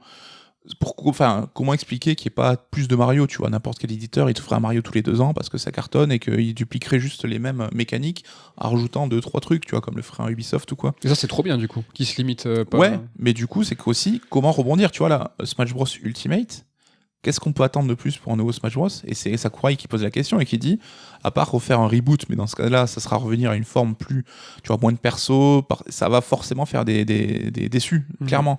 Mario Kart 8, ils l'ont ressorti sur Switch avec le succès gigantesque qu'on connaît, mais c'est Mario Kart 9, dans quelle direction tu vas aller, tu vois ? Alors évidemment qu'il y a des pistes et ils sont plus malins que moi, ils trouveront quelque chose, hein, mais... C'est qu'on le connaît pas, c'est comme Zelda, hein. C'est que, tu vois, ils vont sortir un Breath of the Wild du Mario Kart. Ouais, mais je pense que ça implique énormément de travail, énormément de tests, d'essais, etc. Enfin, je pense que c'est pas forcément facile aussi de renouveler ces grosses licences. Faut qu'ils fassent Nintendo Kart, qu'ils fassent vraiment l'ensemble au-delà de Mario. Je sais pas, pourquoi pas. On a parlé un peu des constructeurs et tout. Il y a vite fait sur les machines quand même 2 machines qui ont fait parler d'elles, en tout cas en termes d'annonces. La Steam Deck et la Playdate. 2 consoles annoncées cette année mais qui ne sortiront pas cette année. Est-ce que tu as quelque chose à retenir de ça, que ce soit la console de Valve ou la console de Hipster avec sa petite manivelle? Ces 2 machines, je dis j'aimerais bien les avoir, mais c'est plus, tu vois, côté un peu l'excitation de nouveau hardware et tout, mais je pense qu'elles ne sont pas vraiment destinées l'une comme l'autre, hein. Je suis pas un joueur PC, donc la Steam Deck, voilà, déjà ça limite le truc, on en a déjà parlé dans une chronique, hein. Et la Playdate, je pense au-delà du côté gadget, si on l'a, on y joue 1 heure et puis on la mettra un peu dans un tiroir. Mais c'est cool de voir ces projets émerger et qui ouvrent encore le prisme un petit peu du hardware en jeu vidéo, quoi. La VR, bon, alors, on n'est pas des gros consommateurs de VR, il faut dire. Ça prend son temps. Certains enterrent. Tu vois, Microsoft, eux, ils disent que ils ferment pas la porte, mais ça sera pas forcément in-house, ce sera pas du développement hardware maison. Pourquoi pas, c'est une bonne stratégie. Ouais. Sony est très très content du PlayStation VR, c'est le masque de réalité virtuelle le plus vendu. Ils sont sur le 2, on le sait. Est-ce que tu as un ressenti sur la VR? Est-ce que tu as une appétence? Parce que toi, tu étais peut-être le plus enjoué de l'équipe sur la VR. J'étais un peu curieux et j'ai joué à quelques jeux, mais c'est vrai que les contraintes matérielles sont limitantes forcément. Les câbles, l'installation, la qualité pas terrible de la réalisation sur le PSVR au moins. Et c'est sûr qu'avec là le PSVR 2 déjà et les suivants, mais avec l'évolution technologique, ça sera beaucoup plus abordable et beaucoup plus sympa à utiliser. Alors ça ne deviendra pas le futur du jeu vidéo, mais ça sera peut-être une partie du jeu vidéo qui sera, tu vois, comme le jeu portable était à une époque, quoi. Donc je reste curieux et je suis attentif quand même aux annonces là-dessus, mais sauf que le jeu portable est devenu le marché numéro 1. Oui, mais quand on voit les acteurs qui sont impliqués sur la VR, alors ça veut rien dire, parce qu'on parlera peut-être de Stadia ou quoi, mais c'est pas que t'as de la thune que forcément t'imposes tes idées, mais quand on voit quand même les gens qui sont impliqués sur le créneau, je pense que ça tombera pas aux oubliettes du jour au lendemain. C'est marrant que tu parles des autres acteurs, de ceux qui voient le jeu vidéo comme... je sais pas un Eldorado, mais The Place to Be. Est-ce que le jeu vidéo, c'est là où on fait de l'argent? Je sais pas. Apple, Google, Amazon, tout le monde veut en être. Est-ce que c'est un nouvel enjeu pour les GAFAM de venir dans le jeu vidéo? Est-ce que le jeu vidéo de demain, c'est le metaverse? Et donc, du coup, le metaverse, la porte d'entrée, c'est le jeu vidéo. Rappelez-vous, Second Life, toutes ces conneries, aujourd'hui, sont un petit peu la nouvelle façon de rentrer dans le méta. Qu'est-ce que t'en penses, toi, de ces GAFAM qui veulent du jeu vidéo? Le jeu vidéo, c'est le domaine sexy du moment au niveau technologique. C'est là où tu peux générer masse de blé. C'est là où le métavers, tu l'as dit, peut se développer de la manière la plus naturelle. Et on voit qu'aujourd'hui, les sociétés les plus puissantes, celles qui ont le plus de thunes, elles ont toutes une activité jeu vidéo où elles lorgnent vers le jeu vidéo. Apple, pas directement, mais avec l'Apple Store, ça reste un membre éminemment gigantesque du domaine, qu'on le veuille ou non, alors qu'ils ont l'air d'être plutôt en scred, mais ils gagnent masse de blé. Oui. En fait, tout simplement, juste pour expliquer, c'est le versant de distribution. C'est qui gagne de l'argent à chaque jeu qui est vendu, que ça soit une production ou pas. C'est un supermarché du jeu vidéo, ce qui est le cas de Steam, ce qui est le cas d'Epic. Ils se font une marge sur chaque jeu vendu. Et ça, c'est absolument pas négligeable. Ouais, mais les GAFAM, les 5 sont dans le jeu vidéo d'une manière ou d'une autre, ou sont en train d'essayer d'y mettre le pied, ou sont déjà en train d'en sortir parce qu'ils ont foiré leur coup. Mais c'est devenu un secteur d'activité incontournable. Et c'est marrant parce que Microsoft, autant eux, ça fait 20 ans qu'ils ont décidé de développer une marque, Xbox, de faire une machine et de développer à chaque génération une nouvelle console. Eux, ils lâchent pas l'affaire, alors que c'est loin d'être le versant le plus fructif, enfin, ça veut rien dire fructif, c'est pas un vrai mot. Plus lucratif. J'allais dire fructueux. Fructueux, ça marche. Et en fait, du coup, eux, ils lâchent pas l'affaire, et j'ai un peu pas du mal à comprendre, mais eux, ils lâchent pas l'affaire, mais ils ont quand même, tu vois, un patrimoine dans le software, dans les logiciels, dans les PC, ça reste un petit peu connexe. Ouais. Apple, le chiffre d'affaires d'Apple est plus important que l'industrie cumulé entièrement, et c'est pour ça que j'ai des fois du mal à capter pourquoi, tu vois, eux ils s'échineraient demain à dire non mais le jeu vidéo on va y aller. T'as parlé tout à l'heure de l'Apple Store, de l'Apple Arcade, donc là où il y a vraiment un souci d'édition, de création, de curation du jeu vidéo, mais ils gagnent plus d'argent avec l'Apple Store. Mais demain, je sais pas, ils vont pas lancer la Pippin. Alors pour les plus jeunes, la Pippin c'est une tentative, elle fut un temps de Apple dans les machines, je sais pas, moi je vois pas l'intérêt. Parce qu'ils en ont pas besoin, tout simplement, parce que le jeu vidéo est une activité qui leur apporte énormément, sans se mouiller à faire du hardware, sans investir outre mesure. Mais ce que je veux dire, moi, c'est que je pense qu'ils n'iront pas beaucoup plus loin.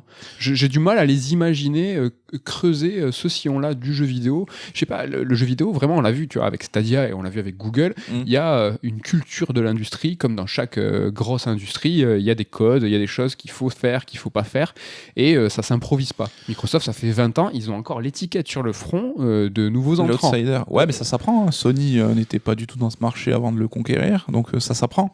Ouais, mais Et, Sony, tu vois, excuse-moi, je suis désolé, je te coupe, c'est que Sony, très rapidement, la branche Sony jeux vidéo, donc PlayStation, a gagné plus d'argent que Sony Pictures, que Sony Music.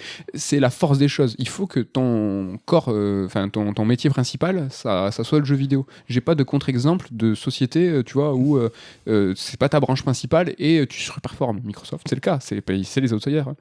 Après, c'est le grand enjeu de ces sociétés, hein, les GAFAM et tout, c'est la diversification, parce que tu mets pas tous tes œufs dans le même panier. Là où tu es dominant un jour, peut-être que dans 20 ans, ce sera plus ça qui te rapportera de l'argent. Enfin, on voit Amazon, hein, ils ont un service de streaming de vidéos. Enfin, à quoi ça leur sert, Amazon, à part... tu vois, je me pose la question, au-delà de leur service de vente en ligne. Apple TV+, ouais, tous, tu vois, donc ils s'éloignent de leur corps de métier, comme tu l'as dit, pour... se diversifier dans les activités, et ils sont sur les créneaux qui rapportent aujourd'hui les services de streaming, les services de jeux vidéo. Et Amazon, c'est l'exemple parfait pour moi qui fait que racheter Twitch, ils ont développé un service Luna qui reste encore pour l'instant un petit peu nébuleux. C'est cette année, c'est le bilan aussi, Luna. Non, franchement, ouais, mais ça reste qu'en bêta et qu'aux États-Unis, donc c'est pas encore la grande. Ça nous marque pas, nous, en tout cas. Clairement. Mais la diversification, c'est le grand enjeu. Et si Apple voit que les ventes d'iPhone et d'iPad et de Apple Watch diminuent, peut-être qu'ils intensifieront leur effort dans le hardware jeu vidéo. Donc là-dessus, on ne peut préjuger de rien. Ouais. C'est vrai, t'as entièrement raison. Et on peut voir dans ces vieux, en tout cas éditeurs, peut-être japonais même, qui aujourd'hui, comme Konami, comme Sega, qui étaient, tu vois, à la pointe du jeu vidéo, même à la pointe du jeu vidéo arcade, à l'époque où on parlait même pas de console, aujourd'hui font pas le figure et survivent par leur business parallèle. Alors Sega...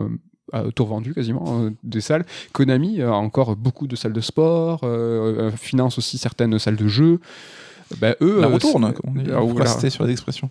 Non, c'est vrai. Tu veux qu'on parle vite fait aussi, on parle de Konami, on parle de Sega, parler des vieilles gloires japonaises. Est-ce que cette année aussi, c'est pas quelque chose qui est symptomatique du Chrono Cross? Bon, il n'est pas revenu encore. Donc là, c'est pas encore le bilan. Mais il y a des Mana qui sont revenus. Il y a Actraiser qui est revenu de Konami, des compiles Sega. Tout ça, est-ce que ça concourt à dire que les grands éditeurs japonais, ils ont le regard vers le passé, ils ont du mal à revenir? Comment tu vois ça? J'ai l'impression qu'ils ont réussi à se remettre dans le game après une génération PS3 360 très compliquée. Et maintenant qu'ils arrivent à se remettre dans le game et qu'ils gagnent de l'argent, parce que ça reste quand même un des gros bilans de l'année, c'est que les gros acteurs du marché gagnent tous énormément de pognon. Ça, c'est quelque chose que ça fonctionne très bien pour tout le monde. Enfin, grosso modo, quoi. Maintenant qu'ils ont peut-être une assise financière plus importante, ils peuvent se permettre de sortir la tête du guidon et de réfléchir un peu. Et t'as l'impression que pour la première fois, les Japonais ont conscience de l'attrait que leur catalogue rétro possède. Et on voit Square Enix qui fait des compiles, on voit Square Enix qui fait des remakes de vieux jeux, on voit Square Enix qui renoue avec des licences oubliées. Konami, enfin là on nous a sorti un Actraiser, Konami aussi a ressorti un petit peu des vieilleries du placard. Tu vois, apparemment ils ressortiraient des Metal Gear, des Castlevania, des Silent Hill, donc ça reste à approuver encore, mais on a l'impression qu'ils ont enfin saisi l'attrait que ces licences avaient auprès d'un public et que les laisser dormir dans un tiroir pendant 10 ans, ça n'avait pas trop d'intérêt. Et ça, c'est un truc qui me plaît et je pense te plaît aussi beaucoup. Oui, qui fait très très très plaisir. On est sur le Japon, un petit mot sur le JRPG. On vous tanne, on vous en parle souvent, mais parce qu'on aime ça. Le Tales of, qu'on a plus ou moins apprécié, chez CERN en tout cas, a montré quand même une nouvelle vivacité. Ils ont réussi leur pari de relancer la série et les ventes sont très bonnes pour l'instant. Ouais. Parce que même si on l'a peu apprécié, il avait quand même toutes les qualités pour convaincre un plus grand nombre. Et ça, même si on l'a moins aimé le jeu, on est très heureux qu'il a pu convaincre. Et même toi qui avais des réserves, tu es même le seul à avoir joué. T'as quand même trouvé que c'était un bon jeu, quoi. J'étais déçu personnellement, mais il fonctionne, il marche bien, et ça n'augure que du bon pour la suite, même si le prochain Tales of, c'est un jeu mobile, hélas. Mais voilà, qui se mettent au charbon pour nous faire un autre gros jeu. Un truc qui est rigolo, qui a émaillé aussi l'année 2021, c'est que le débat de la difficulté, on se le tape tous les ans, mais cette année, on se l'est tapé 2 fois. Ouais, non, mais il faut arrêter ça. C'est rigolo. Oui, c'est rigolo, on se l'est quand même tapé pour une démo de Elden Ring, quoi. Donc c'est même plus quand un jeu sort, maintenant c'est quand il y a une démo, et on sait que on y aura droit dans 2 mois. Février. Ce qui m'énerve, c'est que ce débat tourne en boucle, ce débat se caricature de tous les côtés, et que personne n'apprend ni ne progresse. Donc à ce moment-là, ça sert plus à rien de débattre, si les gens ne s'écoutent pas et que les avis n'arrivent pas à évoluer. Enfin, nous, on l'a déjà traité, donc on a dit ce qu'on avait à dire, maintenant, basta, quoi. Basta, un petit point salon, un E3 un peu en deçà, on va Un peu dire. dégueulasse. Ouais, c'est toi qui le dis.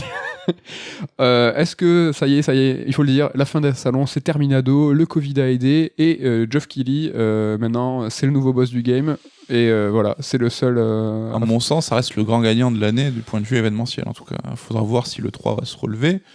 Je pense que ça peut rester quand même un rendez-vous important, malgré tout. Moi, ce que j'en ai marre, c'est la multiplication des prises de parole incessantes. C'est dur, hein, quand on n'a rien préparé, là. C'est le matin. Ça se voit. Hein. Mais ouais, j'aimerais que ce soit un peu plus concentré. Tu vois, s'il pouvait y avoir un gros focus à l'E3, un gros focus Game Awards, avec un peu de TGS ou de Cologne aussi. De Gamescom. Eh ben, Entre-temps, ok, mais arrêtez de faire des confs toutes les 3 semaines pour rien dire, quoi. par exemple, hier, on a eu droit à Nintendo Indies. Un Indies, est-ce que ça, tu le déplores, ça te saoule Bon, les Indies, ça mange pas de pain, tu vois. C'est 20 minutes sur des jeux indés, c'est des jeux qui ont pas forcément la lumière le reste de l'année. Mais les State of Play de chez Sony, Microsoft qui prend des... Ça, c'est multiplicité peut-être, c'est un peu trop, on diffuse trop le message. Ouais, puis ils sont en train de scier la branche sur laquelle ils sont assis. Là, celui-là, je l'ai même pas fait exprès. Non, mais tu es fan de dicton, t'es fan de dicton. Ils sont en train de tuer la hype qu'on avait tous pour tous ces événements, et à force d'être déçus, ben, on n'aura même plus envie de les regarder, quoi. Ouais, c'est tuer dans l'œuf. Je crois qu'on arrive un petit peu au bout de ce bilan, en tout cas de notre bilan, hein, de ce qu'on a pu en dire. Peut-être finir sur une question simple. Qu'est-ce que tu attends de l'année prochaine ? Il y a eu beaucoup de retards là, qui ont été annoncés, coup sur coup. Coup sur coup, la meilleure expression. Et qui ont vidé un petit peu cette fin d'année, un petit peu parce que un peu de sa substance, oui. Substantifiquement elle-même. Et du coup, est-ce qu'on va avoir droit à un 2022 all-time historique avec... Alors là, il y aura des suites. Hein. Là, il va y avoir des suites de grands jeux. Ça va être des gars, j'ai envie de dire. Bah, on sait que c'est cyclique et si là aussi, hein, si le Covid ne joue pas des tours et que tous ces jeux-là ne sont pas finalement encore une fois repoussés, 2022 pour l'instant, ça s'annonce à la 2017, quoi. Une année de ouf malade. Donc à voir si ça sera maintenu, mais en tout cas rien que sur le premier semestre, et donc ça semble plus ou moins quand même acquis pour une sortie en 2022, mais c'est ultra lourd, quoi. C'est grave lourd. Est-ce que, donc, on a balancé hein, sur les réseaux nos attentes. Je te pose la question, ton jeu le plus attendu, qui est, je crois, le même que moi. Ça tombe bien. Ça y est, on l'a balancé sur les réseaux. Oui, suivez-nous. Comme j'ai bloqué Cerd. Sur Cerd. Bah, c'est FF16, hein. Alors, de manière un peu étonnante, parce que c'est pas forcément ma licence préférée, et il y a d'autres jeux qui m'excitent de ouf. Mais FF16, c'est qu'on voit un petit renouveau quand même, et ça m'intrigue de ouf. On revient à un univers fantasy, une nouvelle team avec la team de FF14 qui a l'air de réussir pas mal ce qu'elle fait. Donc je suis très curieux et voir est-ce que ça va être un peu le renouveau de FF, ça serait bien, ça serait cool. Ouais. C'est une licence qu'on aime bien. Moi j'aimerais qu'ils se concentrent sur FF16, le jeu et pas l'univers, qu'ils apprennent un petit peu de leurs erreurs de construire des lores avant de construire des jeux. C'était la mode à l'époque. Hein. C'était la mode à l'époque. La Fabula Nova Crystallis, il va y avoir 2 gros jeux AAA, plein de projets annexes. FF15, ils avaient refait le coup, hein. La série YouTube, le film en image synthèse. L'animé, enfin, tu vois, c'est... Franchement, faites un jeu. Si ça marche, développez, mais tu vas se concentrer sur le cœur du métier, le cœur du truc. C'est un seul jeu, Final Fantasy XVI. C'est même le principe de la saga depuis ses origines. C'est un univers, un monde, une histoire, et puis comme ça, on décline sur la marque Final Fantasy, mais juste lié par un petit chocobo, un petit mog, un personnage qui s'appelle Sid. Mais non, c'est tout le temps une nouvelle immersion, une nouvelle proposition à chaque fois, et je veux de ce FF16 quelque chose d'unique. Donc... ne développez pas trop le lore, on verra après. Voilà pour cet épisode 50 de Red Alert. Voilà pour cette année 2021. Merci de ouf de votre fidélité. Franchement, les stats montent et on est super contents. C'est ouf. Ça nous fait plaisir. C'est terminé pour tous les deux, pour Red Alert, mais vous allez nous entendre... Tu sais qu'on va mourir ? Non, on ne va pas mourir, nous ne sommes pas condamnés. Mais vous allez nous entendre dès la semaine prochaine et même la semaine d'après. Quel est le programme, Nico, des podcasts pour les derniers jours de 2021 ? Ouais, donc plus de Red Alert cette année, on l'a dit, mais on reviendra évidemment en janvier. Mais en attendant, on sera là la semaine prochaine avec un Third Strike EX sur Halo Infinite, avec Ken, on en a parlé. L'occasion de faire ensemble le point sur le gros jeu de fin d'année. Et la semaine d'après, année Ouais. sur un Third Strike tout court. Tout court. Alors, Avec toute l'équipe. Donc on sera les 5 réunis. il y a même Ludo hein, dans la rédac. Avec nous, Je le vois. Il te tourne pas, oui, il se tourne. Enfin, on est trop contents. L'occasion de faire la bise. Ils sont juste là, à Ken, à Damien et à Ludo, de vous remercier encore une fois, de vous dire passez de bonnes fêtes et à l'année prochaine. Mais bonne fête, oui. À l'année prochaine. Bye bye.